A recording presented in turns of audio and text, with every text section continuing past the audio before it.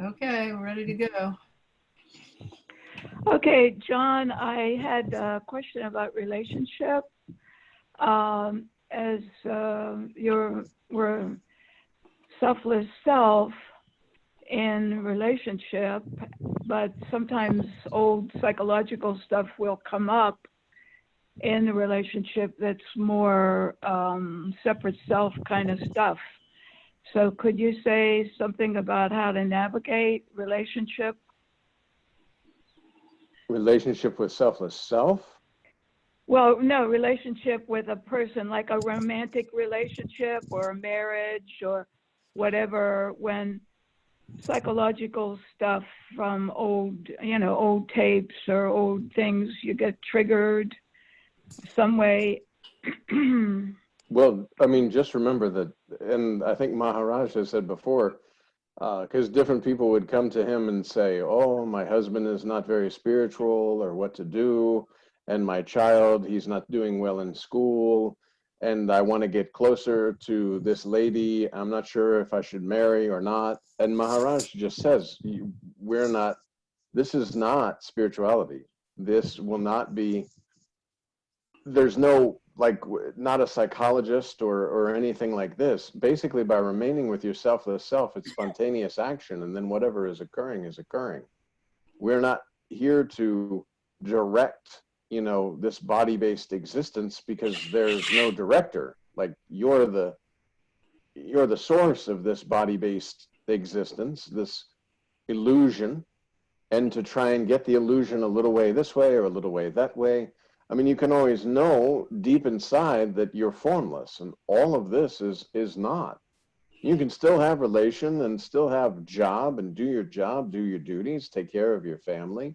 You can still be in a relationship, but it's not like that. There's no such, like, taking the touch so heavily that I need to do this, or this relationship needs to progress like this, or I'm not getting along with my partner or anything like that. Because there's no you there. There's no mind flow identifying with me and somebody else. There's just spontaneous action and speaking in the moment. And then you'll just know in the moment, okay, this is happening or that's happening, and nothing's actually happening.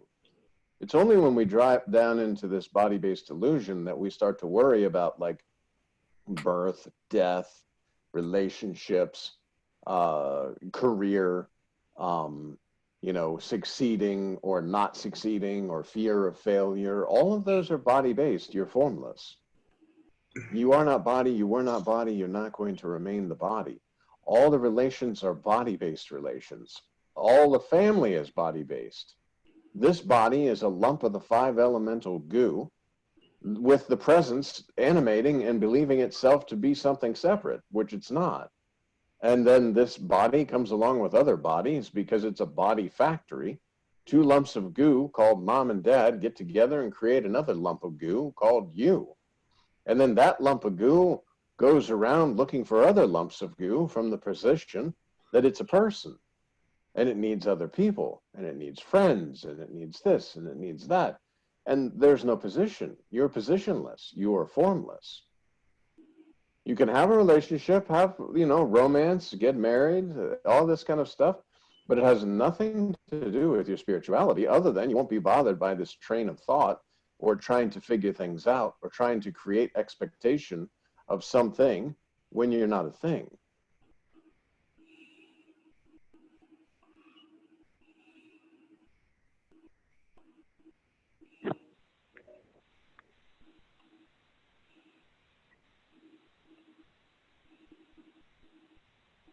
So trying to work out dynamics in the psychology aspect of the self, the separate self, it's just not relevant to the deeper truth, right? Well, if you remain with your selfless self, you'll observe all this occurring spontaneously.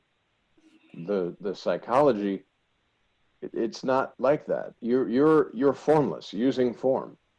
Just as, I mean, you can have a relationship with this body, you pick it up, put it down, speak, whatever, but there's nothing impressing, there's nothing touching you. You're not a person, you're not a thing. There are no things. You're formless. It's only this mind-trained flow of thought, and I think Maharaj has said before, like this whole idea of love and loving everyone and love, love, love, and all this kind of stuff. Prior to being this, there was no love. Prior to this body-based existence, you didn't know anything at all, not even yourself. So now that this form-based illusion is here, you can have the illusion of experience. So you're experiencing using this body form, but you, the formlessness in which all these bodies are appearing and disappearing, are not experiencing. You're formless now. You're formless when this body can no longer sustain your essence.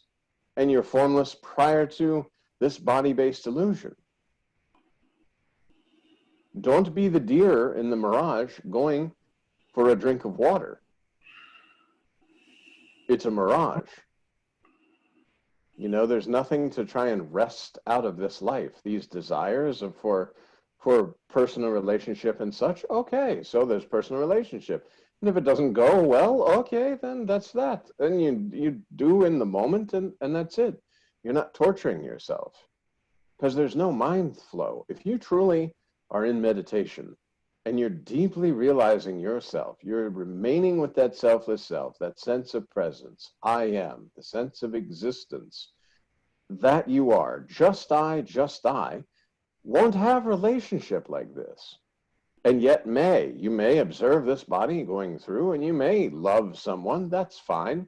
But deep down inside, you're not taking the touch of this. It's not impressing because you're not there. There's nothing that can be, you know, you remain in your formless nature, go for a walk with somebody, okay, it works out, good. Maybe you go to dinner, not now, of course, it's COVID-19, so you'd have to, I don't know how you do, you take out and be on Zoom. They'd be eating their dinner in Zoom, you'd be eating your dinner in Zoom and having a nice romantic evening. But it's not, there's nothing, you know, and you know this right now. It's not like your life has changed. Prior to understanding yourself, it was this way. You just didn't know this. And now you understand yourself. You're formless. You are not body. You are not body. You're not going to remain the body. So all of this body-based illusion in which the concept of experiences and experiencer and experiencing is occurring, it's not true. Just as in your dream tonight, you lay down, maybe you meet some really great guy and you're walking hand in hand and you spend a beautiful evening together. And if you continued dreaming, you know, in a long dream, maybe you get together, maybe you don't, maybe you move in together and then you start fighting and then you get back together and then you fall in love again. But it's all in the dream. When you wake up, there's nothing. And with this body-based illusion, when you're no longer having this body as an instrument to experience, then it's gone. It's over. And so you don't take it seriously. It's a long dream. I am somebody else, but you're nobody. You're everybody. And just because you believe you're a woman having a body, you desire a man who also has a body. But if you remain with your selfless self, then these may or may not appear, and you just go along with this. But there's no trying to work it out. And again, you just go about your daily activities. You don't have to. This is the most important, and this is why a lot of times people will say, I was really remaining with selfless self, and then this happened, and I started thinking again, or whatever. But see, you're not remaining with selfless self. You are selfless self, and in meditation, you'll realize, oh, so that I am that, and now go about. Until this body falls, you'll have the illusion of experience, and you'll be experiencing.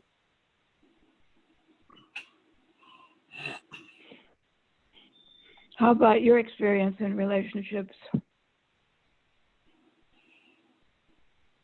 Again, see. I think he's,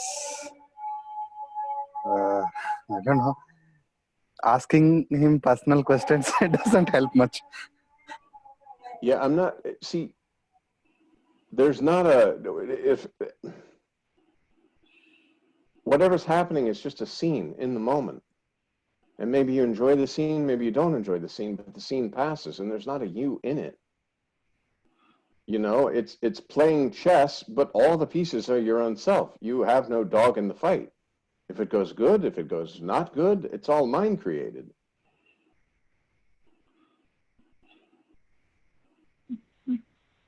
And it has nothing to do. That's why a lot of times you see like different gurus and they do all kinds of crazy stuff and they say, oh, why does this guy behave like this if he's so spiritual and all that? Because it has nothing to do with body-based behaviors. You know yourself.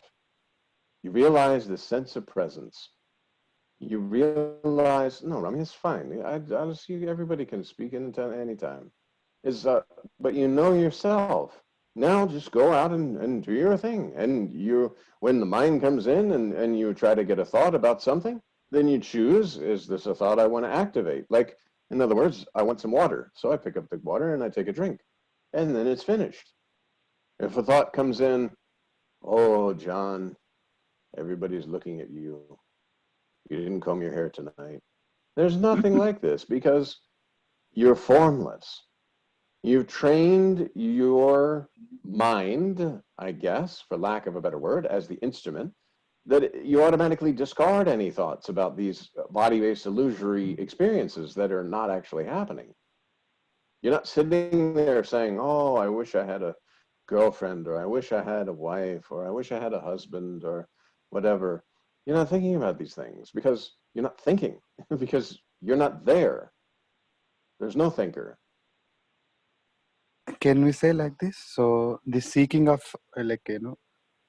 other person or going to the things is there because of the body-based knowledge. So we are seeking there is a seeking of happiness outside.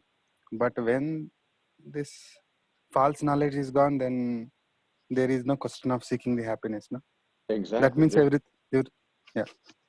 like everything is Maharaj says, money, publicity, sex, these are things that could provide temporary happiness. When you're with your selfless self, there's nothing that needs to be added. See, the whole concept of like, quote, relationships is, you know, somebody says, oh, this person, they complete me. No, you're complete as you are. And if you happen to get into a personal relationship, as long as you don't lose yourself and give yourself away and you can remain with your selfless self, okay. But again, you are selfless self. There's no need. There's no needs, no requirements. All needs, all requirements came along with the body. Just remember, you're not a body. I think somebody did ask Maharaj about that. They said, you know, Maharaj, I don't know that I can do spirituality because I really like women. I mean, I just love women, you know, I'm constantly, and he said the same thing. Think about this body is a dead body, animated by presence. Your body is a dead body, animated by presence. Presence is not male or female. The bodies that happen to be given life, so to speak, or the appearance of life due to the presence within the body, it has no attraction for itself. You know yourself in a real sense, and these things won't impress. They may happen. Again, just like you go to work, you may go and find people and socialize and enjoy yourself, but you're not losing yourself. You remain with your selfless self and do your job, do your duties, and you don't have to keep reminding yourself. See, when I say remain with your selfless self, it's like Maharaj says, in meditation, you will sit and that just I feeling, I without anything, presence, spirit, whatever you want to call it. Oh, so that I am that. Master has said, you are not body, you are formless. And now you feel this subtle formlessness in the form of presence. And oh, that's all there is. So now go about and do what you like. If you want a relationship, get in a relationship. If you want, but at the same time, if it goes really, really bad, you're not going to be one of these people who drives their car off a bridge because you say, oh, okay, it didn't work out. Because you're not taking the touch. You're not so heavily impressed. Oh, okay, this one didn't work out. I'll go have another relationship. Okay, I am so-and-so. Let's get together. Okay. And you don't have to tell every person, oh, you're the formlessness and I'm formless. And I just wanted to see if while we're in this body-based illusion, we might be able to, click or something. It's not like that either. See, all of this, and that's why Maharaj says, like, these little spiritual speeches and stuff, they're meaningless if you have not done the meditation and sat with your selfless self. That presence, when it's known, okay, so that I am that. Now, as you're forgetting yourself, you refresh your memories. Maybe you go back to mantra, just breathing. Maybe you sit, you just invite the attention of the invisible listener. Oh, yes, so that I am that. And then that's whatever needs to be done is done. Take the bus, your selfless self. Go to work, your selfless self. Flirt with somebody in the cafeteria line at work, your selfless self. Your selfless self. There's nothing you can do to not be selfless self. You're just either impressing, oh, I'm selfless self, and these things are occurring, but they're not actually happening.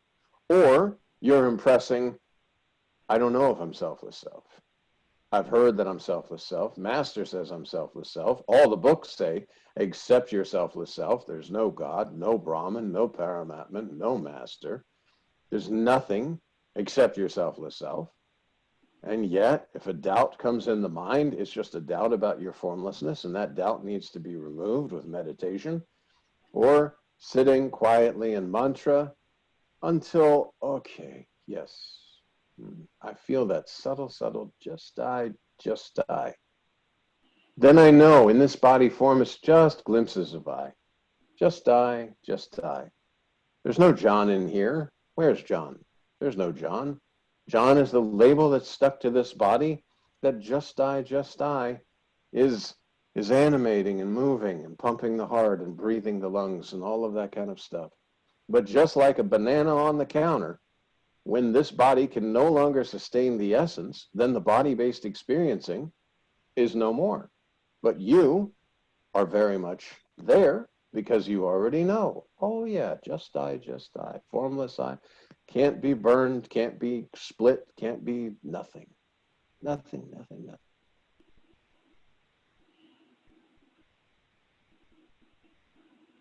So this thought could be a contradiction to the earlier conclusion, but could the question is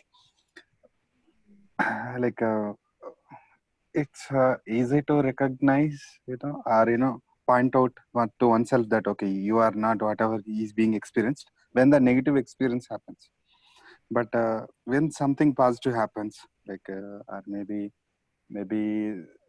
one might be indulging or enjoying the company of the beloved. It could be our daughter, or son, or mother, or it could be a lover. In that moment, recognizing that one is not the body, or one is that self. It's not, it's very, it appears that it's very difficult to recognize that one is beyond. See, when some negative experience happens, then it hits so hard. Okay, there is some suffering or some pain that gives sense that to seek for who am I, or to seek for what is the nature of me. But when the positive experiences or some pleasure, something is happening, at that time it's very difficult to recognize, or that sense is completely gone.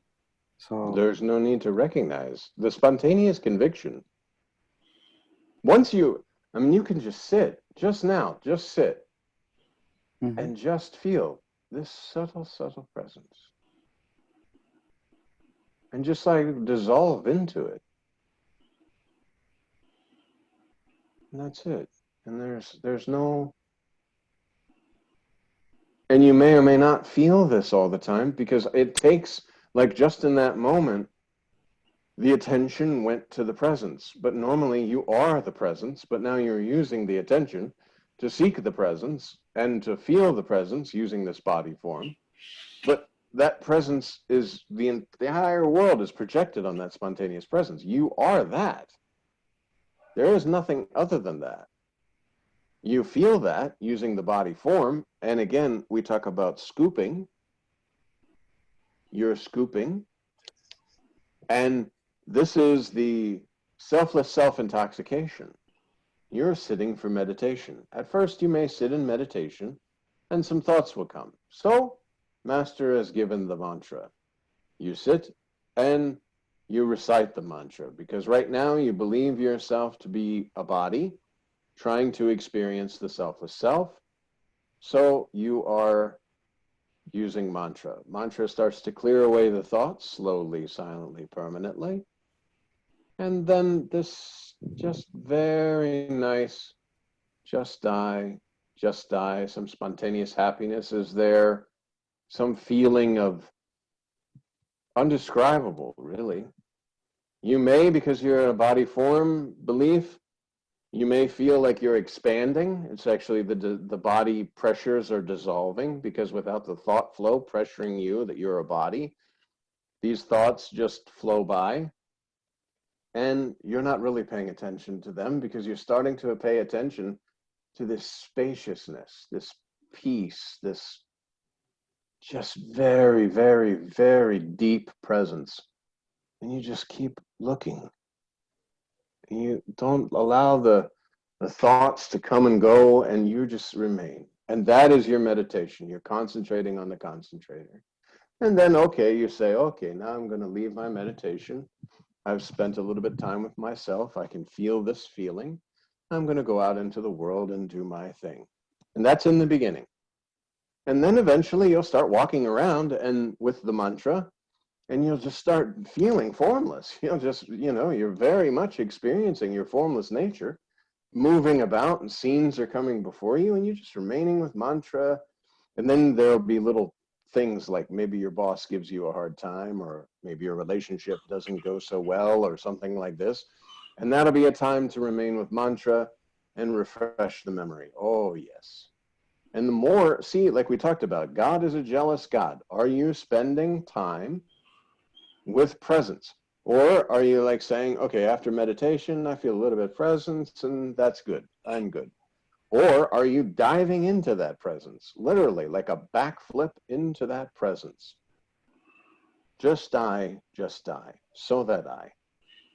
And now Master has told you you're formless. Now you're starting to experience your formlessness. And of course, Master has said no experience, no experiencer. And that's because this subtle knower is, you can only know this presence through the body, but the presence is everywhere. It's in every being. It's formless. It's the consciousness, or whatever you want to call it. The dream is projected. And you, believing yourself to be an object in the dream, just have to remove this concept of being an object slowly, silently, and permanently. And then there is no fading in and out of presence. I know myself. That's the spontaneous conviction. Oh, so that I am that. This is what Nisargadatta Maharaj has talked about. It's what Sri Ramakant Maharaj has talked about. It's what Sri Ramakant Maharaj has talked about. I've read the books. They've pointed to this selfless self, this just I without anything, this presence, this spirit, whatever you want to label it, this calm, amazing peace, the nectar of immortality. And now I drink from that. And by drinking in that, I just remain with presence. And as I'm going about my daily activities, I remain with presence. And then after a while, I don't have to remain with presence, because that's the spontaneous conviction. I am that. Like, this body, I am not. This presence, I am. But the presence, it can only be felt when the spirit clicked with the body and you say, I. But this body is just an instrument. Inside this body is the formless holder of the body, just I, just I.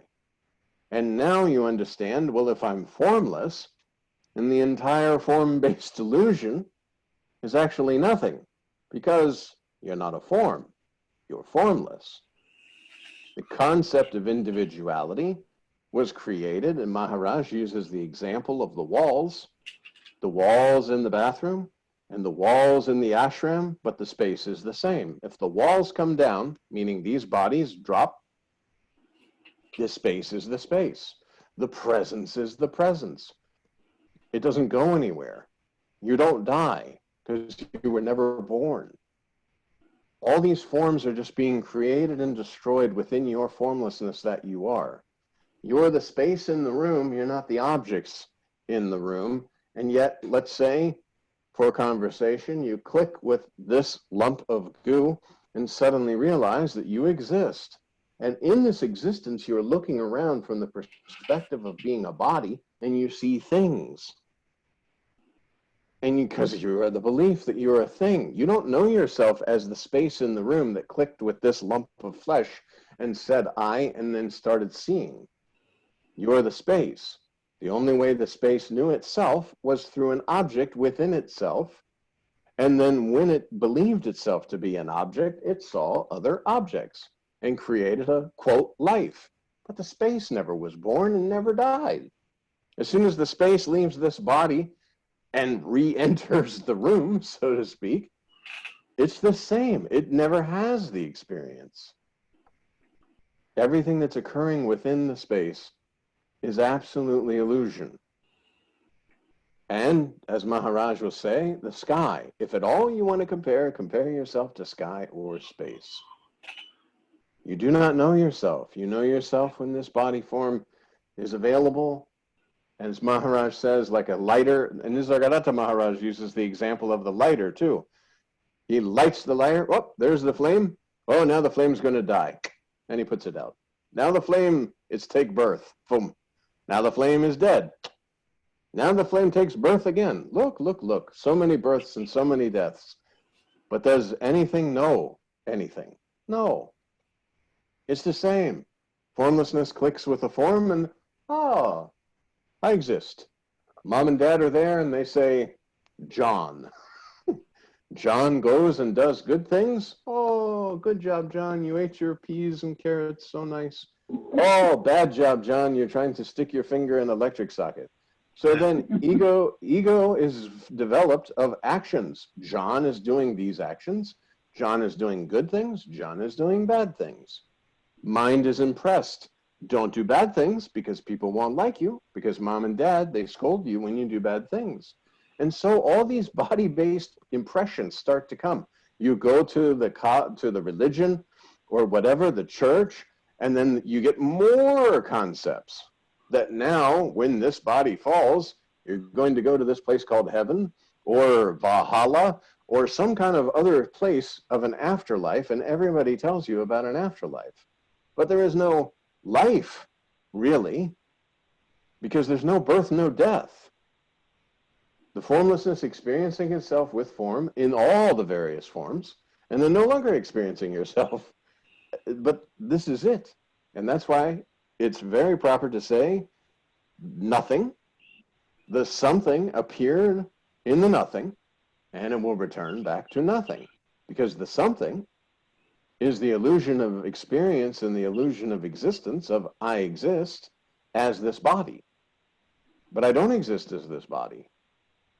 And I don't even really exist because the existence creates this duality.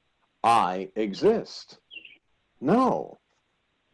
You're prior to everything. Prior to beingness, you didn't know about religion. You didn't know about mom and dad. You didn't know about body.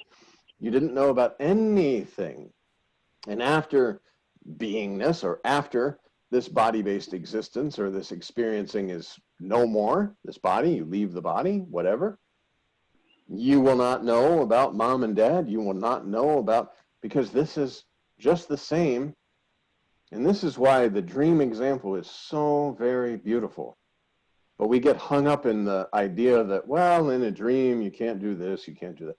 In a dream, every night you go to sleep and a world is created and people are in the dream and you're a people in the dream doing different people stuff. And you see the sun and the moon and the stars and you have experiences, and then you wake up and you realize it was a dream. Now, where people get confused is if you say, well, how is that dream like life? Well, because the body-based existence is the dream, because The dreamer that's dreaming they have a body is absolutely formless, and this creation is within that formless nothing. And once this dream is woken up from, meaning there's not an object within the body-based existence because there's no longer a body, then the dream is over. And that's the dream. Just the same as every night. Every night you have a mini death, so to speak, because you go off into the dream and you're gone, and then you come back. And the same thing when you're in this body-based existence. You click with the body, you have this, I am somebody, I am this body, and then this experience is no more, and they call that death. But you don't call it death because you're not there to call it anything. You see?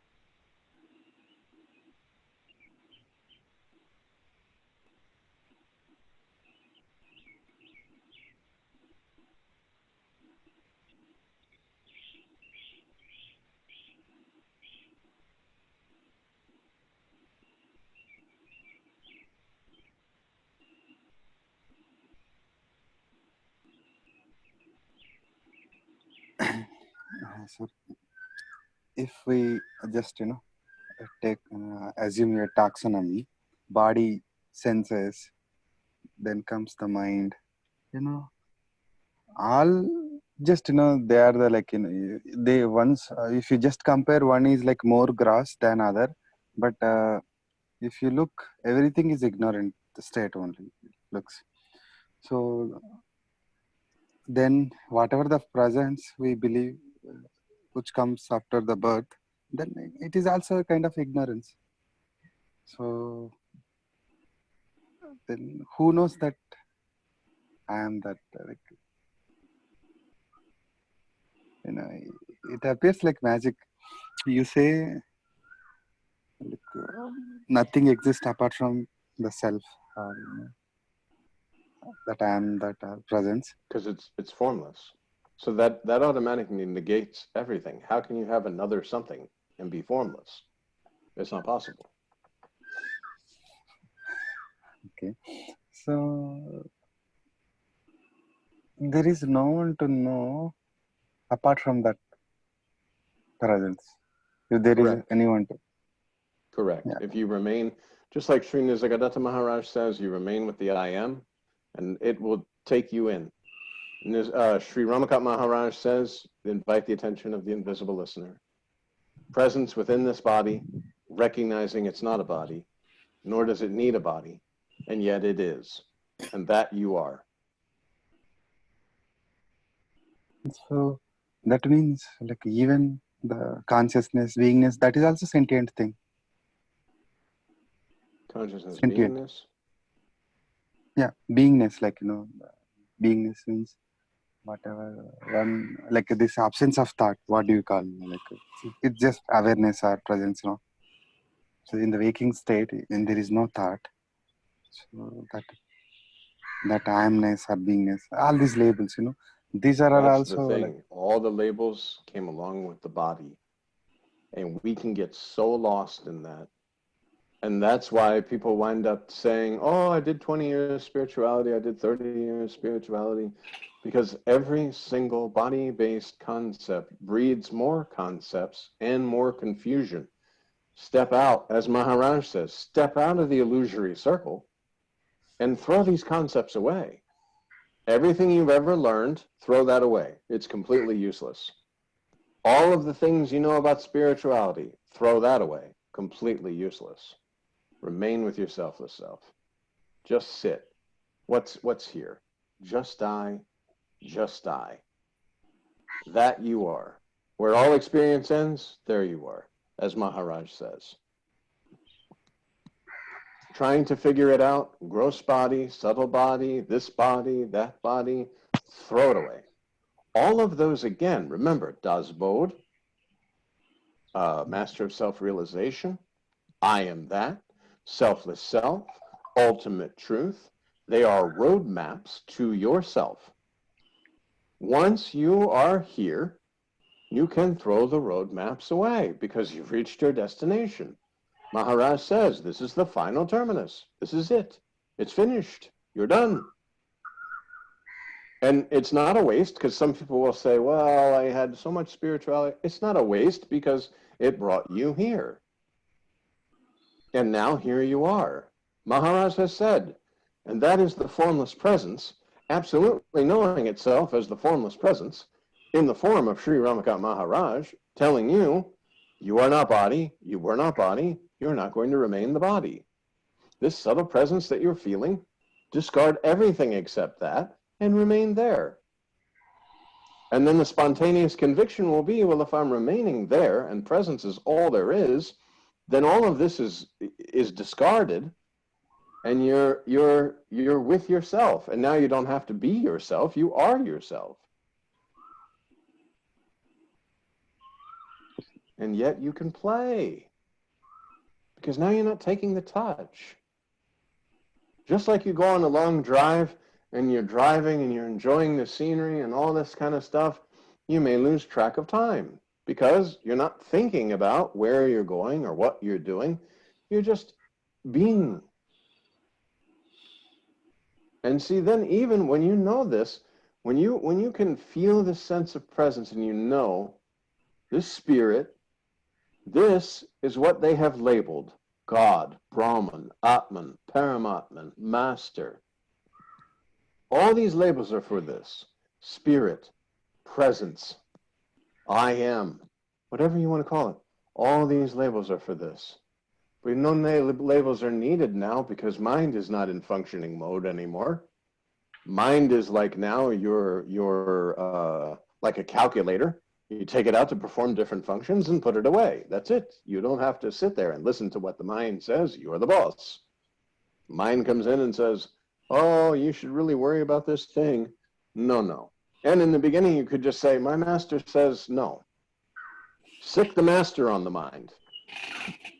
Mind comes in and starts to bother you with something. No. Speak to Maharaj, not me.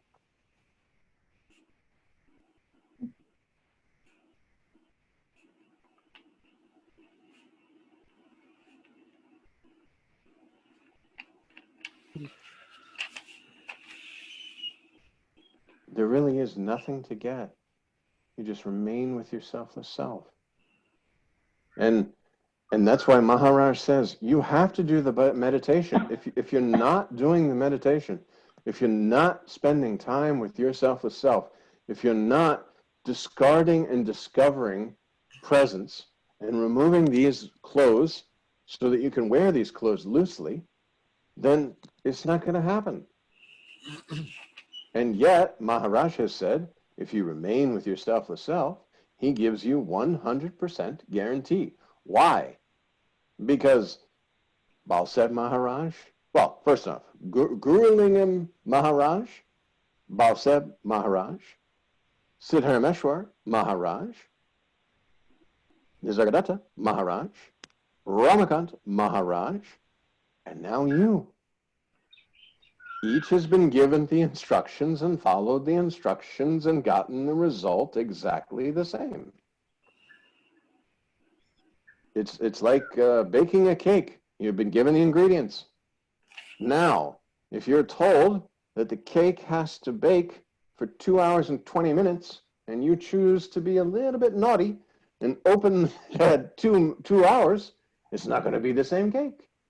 So if Maharaj says spend time with yourself, and you don't really spend time with yourself, you look forward to the Tuesday talk. Good, we have some good questions. We're going to ask some good questions. But all through the week, we're just doing our regular things and not paying attention to ourselves, and we're not having bhajan, and we're not doing any kind of reading, and we're not doing anything at all for spirituality, then it's a complete waste of time.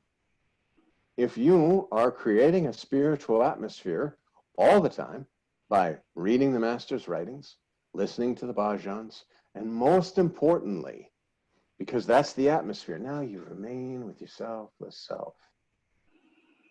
I mean, in the beginning, when I came to India, I wanted to know myself, and the Maharaj would have said, okay, we're going to throw gasoline on you and light you on fire just for a short time so that you can experience yourself fully. I would be like, okay, it sounds terrible, but I really want to know myself. You know, whatever was told. And it was immediate. The mantra, it was just like, okay, I'm going to run this mantra, and see the experiences would come up. I've spoken about before, hot water, cold water. Sometimes, like, you know, very tough to take a shower. Okay, but I'm not showering. I'm remaining with mantra because I see this as an opportunity. My master has placed this situation for me to remain with my selfless self or cry like a little whiny human. You know, oh, the water's so cold. I don't like having to take cold shower. No, remain with selfless self, mantra. And the most beautiful thing then was the food poisoning, because it could have easily been crying like a little baby. Oh, I feel so sick. I'm so far from home. I'm throwing up. I have diarrhea. I'm shaking. I'm sweating.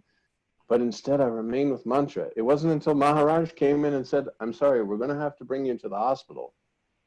And that impressed. Ooh.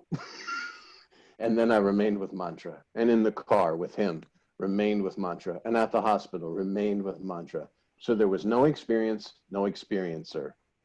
So any of these things, and they're just seen. I don't know why in this experience it was impressed that these experiences are only there because you've been given mantra. God, in the form of Sri Ramakant Maharaj, has given you a mantra to escape from this body-based illusion. And now we're going to throw some body-based scenes at you, and you're either going to fall back into the illusory ditch, or you are going to walk through this without an experience, without an experiencer, without a mind flow, because mind is kept busy with mantra. And that's the earnestness that is required to remain with your selfless self. And then go about, do your job, do your duties. Now you know yourself.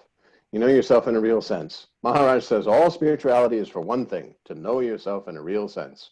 If you know yourself as a body named John, and you are doing spirituality as a body named John, then none of this will make sense. And you will cry about the progression that John is getting or not getting, the fact that the mantra is working or not working, the fact that life is just so amazingly tough and I don't have time to do spirituality right now because I have bills and my job gives me 80 hours a week and blah, blah, blah, blah, blah.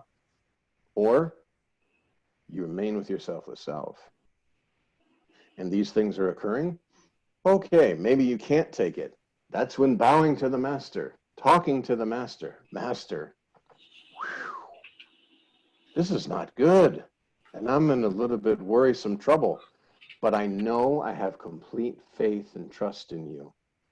Because this experience seems really not good, maybe a relationship that I want to have happen isn't progressing, or maybe it's not progressing at all, or maybe I'm lonely or whatever, but master, I know this experience is just for me to recognize my selfless self. I surrender this whole situation to you. I am at your feet. I am unmoving at your feet.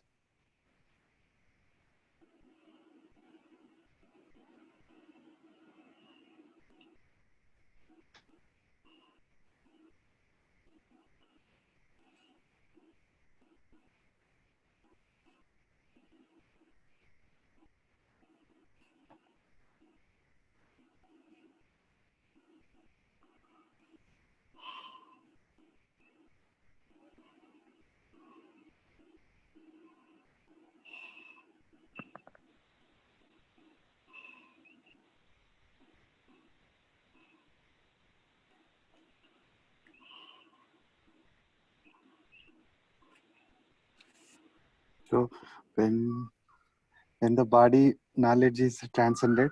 The wisdom that you are, that is there. When the body knowledge is coming, then the devotion is coming. It's very beautiful.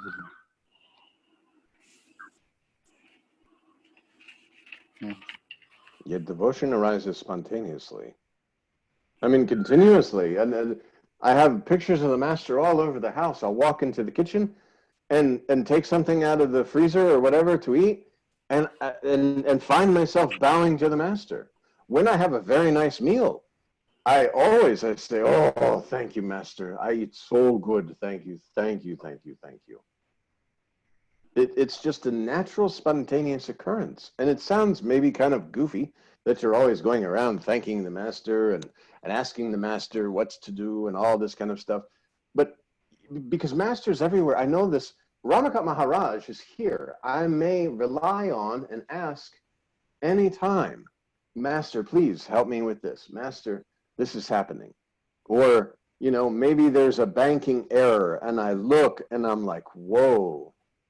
Okay, master, I know it's all illusion. It's all going to work out. So I'm going to sit for a moment.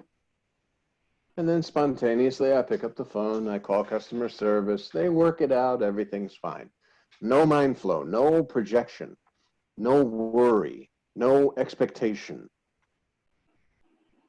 And especially now, you know, previously you might say, okay, Sri Ramakant Maharaj is all the way in India and John is in America. How can John rely on Maharaj? Maybe I have to WhatsApp him or something. Oh my goodness, this terrible thing is happening. And he was fine with it talking, you know, but now he's left the body. So now Maharaj is everywhere, including inside this body.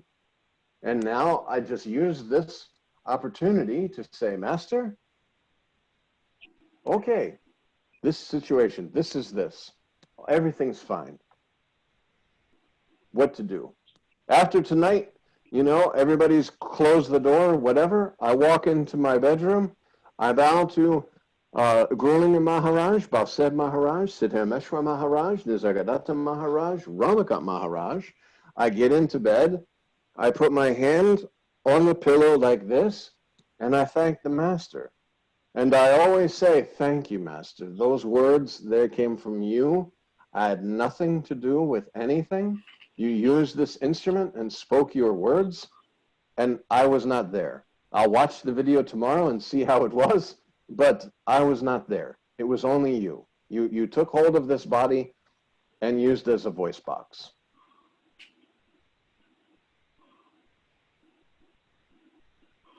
Because it's only the master being your own selfless self. And when you bow to the master, you're bowing to your selfless self. That's the experience I had this week. Because of my history, you know, being Christian and so forth, there was always this sense of disloyalty to the person of Christ. And the other day I was just, you know, like I meditate in the morning, then I do yoga out on the porch, just take it real slow and just kind of do it, like continue the meditation. And it just dawned on me that I remember years ago when,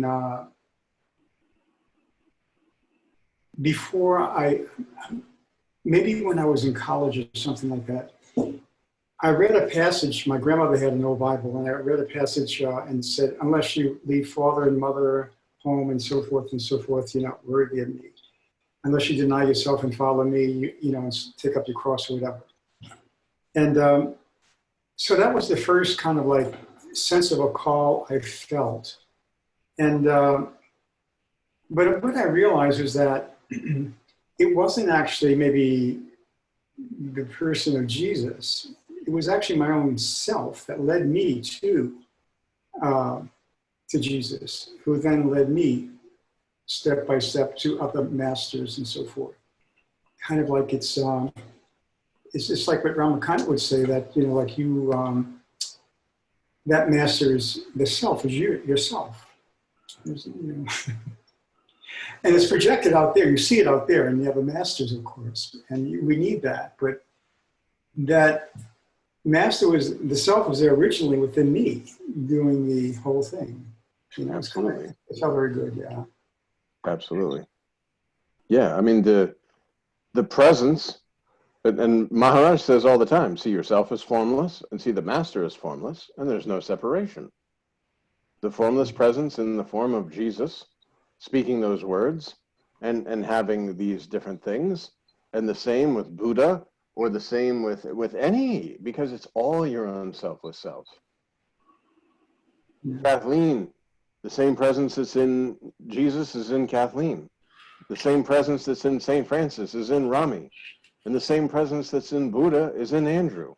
It's the one presence. That's all there is.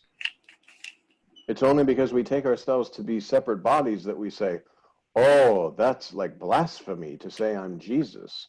No, you're not Jesus. Jesus was the label given to a body form that was used by presence to go into the world and say, you are not body, you are not body, you're not going to remain the body. Only he said it by crucify the flesh. And then the people of the time, they started writing down from the understanding of a body-based position. They were holding body knowledge and believing that this was adding to body knowledge, so they wrote it down from the perspective of a person talking to a person, and this was a very wise person who was God. But they wrote it down from the perspective of one form to another form. And it's not like that. Everything that Jesus says is exactly the same as what we're saying here in a different kind of a way of, crucify yourself. Leave everything behind. If you love your father and your mother more, then you don't love me. Same thing here.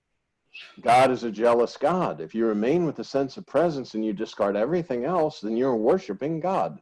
The only God you need to worship is the sense of presence, and then that sense of presence can funnel down into any of the religions. You could say, okay, this presence, if you want to call this presence the Holy Spirit, call it the Holy Spirit. You want to call this presence the Christ, okay, call it Christ. You want to call this presence consciousness, call it consciousness. It doesn't care because it's not like that. Yeah, somebody can go to church and say, wow, that was a wonderful sermon. I held my hand up and the Holy Ghost was running through my body. And I can totally understand and relate. Yes, you were getting in touch with your selfless self. You were focusing on the sense of presence and not on your little silly worldly problems that you were focusing on before you came to church and raised your hand and said you were feeling the Holy Ghost.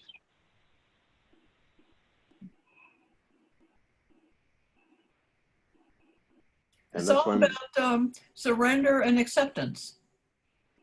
Well, even the surrender and the acceptance, there's nothing to, you just know that nothing is, so you don't have to, there's no you. There's no idea or concept of surrender because nothing is here.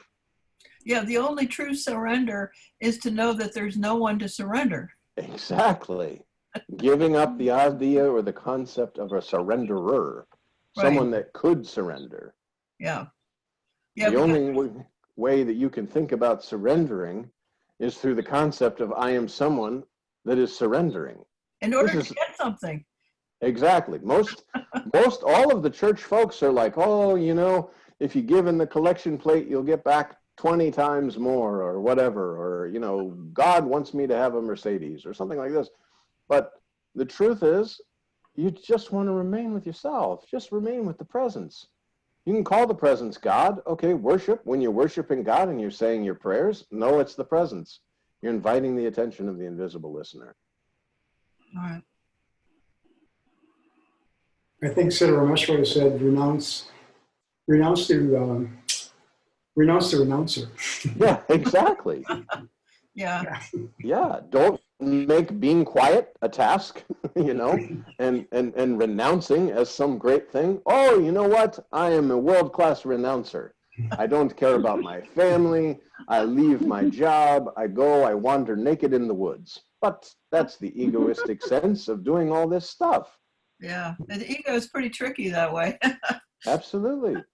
Like Maharaj says, you grow the beard, you put the beads and all this stuff, and you look very spiritual, but you're decorating the body. Did you come across with a decorated body? No. Decorate your inner master with devotion, with bhakti, with bhajan, with devotion. It's the I can't tell you, everywhere it's bowing, constant thank you. And using this body form as an instrument of devotion. Oh.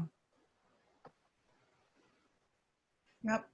That sounds like a good time, John. It's 8:20. Oh, yes, yes. Yeah. It's hot in my house, too. Yeah, Okay. it's not Okay, everywhere. thank you. Have a good evening. Okay, namaste. Thank you, John. Thank Thank you. you. Thank you.